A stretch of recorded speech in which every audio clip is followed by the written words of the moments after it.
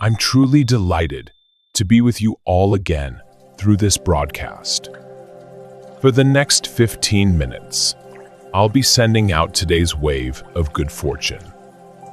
Today, we're transmitting waves that could bring unexpected temporary income. We've received reports of listeners winning large sums in the lottery after receiving this wave. Please make sure to watch until the end without skipping or fast-forwarding, as doing so may diminish the effects. Today's theme is be content with what you have and benefit others. By receiving these daily waves of fortune, you're undoubtedly getting closer to the moment when your life will take a turn for the better. Just hang in there a little longer. Luck is like water in a bucket. If you keep filling it every day, at some point it will overflow in the form of good fortune. Today's lesson is important, so please listen to the end while feeling the wave of good fortune. The teaching of being content with what you have and benefiting others reminds us of the importance of being satisfied with what we possess and using that as a foundation to act for the benefit of others. We often tend to pursue only our own interests or success. However, endlessly chasing our desires can actually wear out our minds and distance us from true happiness. If we keep thinking, I need to earn more, or I need to climb higher in status, don't you think our relationships with those around us might suffer? This teaching begins with being grateful and satisfied with our current situation. It's only when we have that peace of mind that we can develop consideration for others and naturally want to help those around us. This isn't an admonition to suppress your desires and serve others. Rather, it suggests that when we're content with what we have the capacity to act for others. And from that, we can gain a true sense of fulfillment. Self-realization is important in life. But at the same time, we mustn't forget that we live in relation to others. Our happiness and the happiness of others are, in fact, deeply connected. Being grateful for this moment, and on top of that, acting for the benefit of others, that's where we can find the true richness of life. The most important point of this teaching is to be satisfied with what you have and use that peace of mind for the benefit of others. In today's world, more and more people are placing value only on pursuing their own interests or winning in competition. Of course, achieving economic success or raising one's social status can be considered great accomplishments. But if we focus only on our own desires, we might miss out on the true richness of life. Human happiness might actually lie in the simple realization that we already have what we need and that we can share it with others. Some of you might wonder if such a passive way of life is okay. Those who think we should aim for greater success might find this unsatisfying. But it's only when we have a heart that can be content with what we have that we can find the capacity to consider and help others. We often fail to realize the happiness of being able to use what we already have to help others. Being grateful for what we have now, and on top of that, acting for the benefit of others. That is the most important richness in life. Moreover, even if you're not materially wealthy, the mindset of accepting your current situation and striving to contribute to others becomes an irreplaceable asset in life. Let me explain the teaching of be content with what you have and benefit others through easy-to-understand, concrete examples. John, who works at a company in New York, used to spend his days thinking only about promotions and salary increases. He always focused on what he lacked, thinking his peers were earning more or that other departments had better prospects. But one day, he realized the positive aspects of his current environment. He was steadily gaining experience in his department. The team atmosphere was good, and he had a good work-life balance. This realization brought unexpected changes. As he became content with what he had, he naturally began to support the growth of his juniors and work on improving team processes, actions that benefited others. Let's look at another example from community activities. Tom, after retiring, initially worried about his reduced income. But as he found more free time, he started participating in local volunteer activities and found new fulfillment. Now he spends fulfilling days, able to use his experience to help people and make new friends. He's discovered a new value in life, the joy of contributing to others, not just material wealth. In these everyday realizations, the teaching of be content with what you have and benefit others comes alive. By recognizing the value of what we have and acting for the benefit of others, we can gain a deeper sense of satisfaction. The important thing is to be grateful for your current environment and share that blessing with others. By acting not just for your own satisfaction, but also for those around you, a more abundant life opens up. I'm sure there are people around you who have had similar experiences. This is evidence that this teaching continues to live on as wisdom that enriches our lives even in modern society. Here's a crucial point. The mindset of be content with what you have and benefit others also has deep meaning in improving financial fortune. This is because having a heart of satisfaction and gratitude for what you have now, and on top of that, maintaining an attitude of contributing to others, naturally attracts good connections. For example, there was a case like this. Mike, a 40-year-old office worker, used to live with constant dissatisfaction, thinking I need to earn more or my salary is lower than my peers. But one day, he realized the preciousness of being able to support his family healthily with his current income and grow through his work. After that, he started using his skills and experience to guide his juniors. Then, something wonderful began to happen. As he supported the growth of his juniors, his own abilities were honed and work efficiency improved. The improvement in the entire team's performance sometimes led to unexpected promotions. The example of Sarah, a woman in her 60s, is also interesting. After retirement, Sarah felt grateful, even just for her pension, and started participating in local volunteer activities. Then one day, through these activities, she was introduced to a great job that could utilize her experience.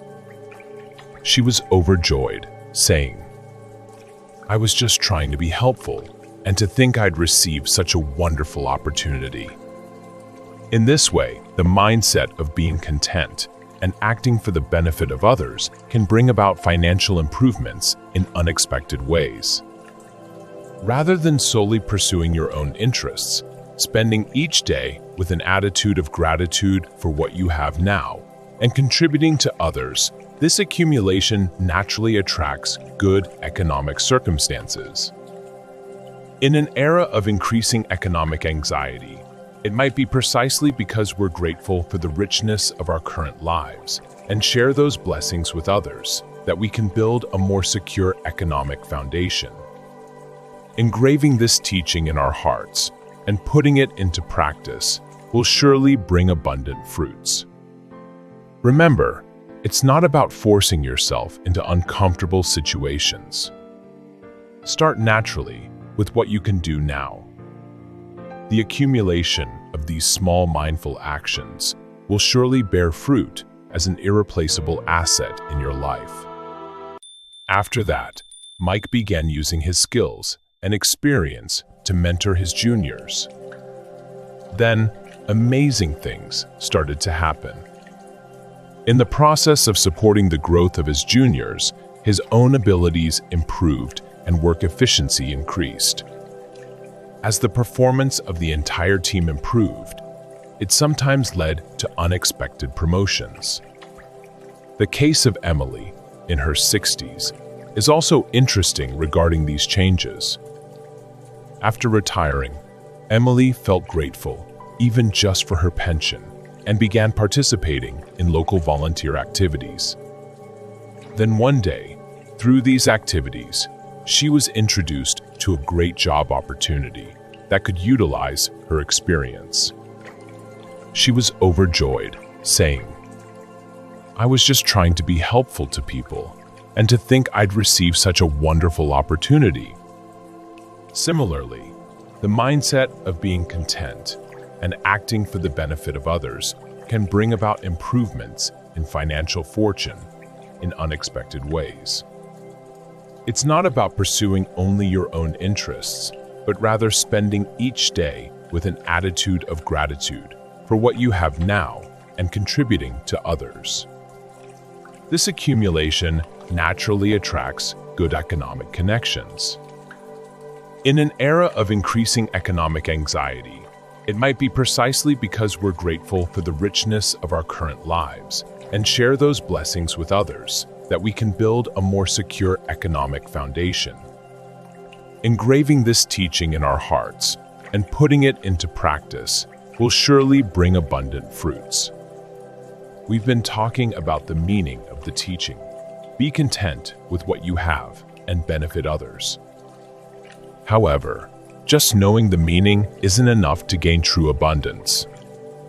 It's through the accumulation of daily gratitude and contribution to others that we eventually reap the fruits of economic abundance. From now on, I'll introduce specific ways to practice this teaching. It's nothing special. Rather, these are methods anyone can start in their daily lives, so don't worry. The first is gratitude and realization for what you have now. Let's start by focusing on the value of things we already have in our daily lives. Let's cultivate a heart that recognizes the richness that we often take for granted: having a healthy body, good relationships with family and friends, having our needs met. It's this realization that naturally leads to the next step of contributing to others. The second is action for others. Let's think about ways to help others using what we have or our abilities. For example, at work, use your experience to guide juniors. In the community, use your skills for volunteer activities. At home, do housework with care for your family. These actions don't have to be grand. You can start with small considerations in daily life. The third is the practice of sharing. This becomes especially important in relationships with people. Instead of keeping what you have to yourself, let's find joy in sharing with others. Various forms of sharing are possible: sharing knowledge or experience, providing goods or services, offering time or effort. And often, these actions come back to benefit you in unexpected ways. This mindset is not a stifling constraint. Rather, it leads to the joy of understanding what true abundance is. The most important attitude in these three practices is that there should be no forced endurance. Let's start naturally with what we can do now. The way of life of be content with what you have and benefit others is actually wisdom that enriches our lives even more. Being grateful for what you have and sharing that blessing with others, that accumulation will surely make your life and the lives of those around you more abundant. there's no need to do everything perfectly at once. Let's practice little by little, starting small without rushing. The accumulation of these small mindsets will surely bear fruit as an irreplaceable asset. Today, we've explained about be content with what you have and benefit others. As proof that you've watched this video, please write your wish in the comments section. I'll carefully look at each one and sincerely pray for your wishes. Lastly, I'll send the strongest wave for 1 minute. Please receive the wave with a calm mind while keeping the screen on. Remember, this teaching is not about forcing yourself into uncomfortable situations or denying your desires for growth.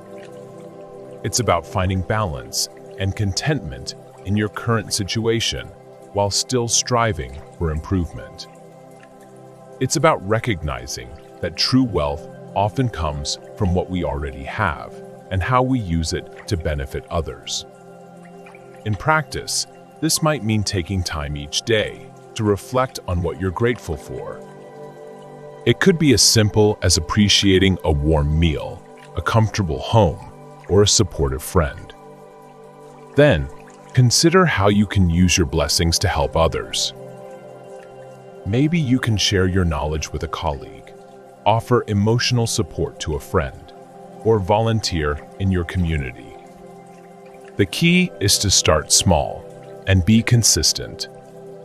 Over time, you'll likely find that this mindset not only brings more joy and satisfaction to your life, but also opens up unexpected opportunities and connections. It's a powerful reminder that our well-being is deeply interconnected with the well-being of others. As we conclude, I encourage you to carry this teaching with you into your daily life. Observe how it changes your perspective and interactions. You might be surprised at the positive ripple effects it creates, not just in your life, but in the lives of those around you. Remember, true abundance often comes from appreciating what we have and using it to create value for others. Thank you for listening, and may you find contentment and purpose in your journey of self-improvement and service to others. Finally, I'll send the strongest waves for 1 minute. Please calm your mind and receive the waves while watching the screen.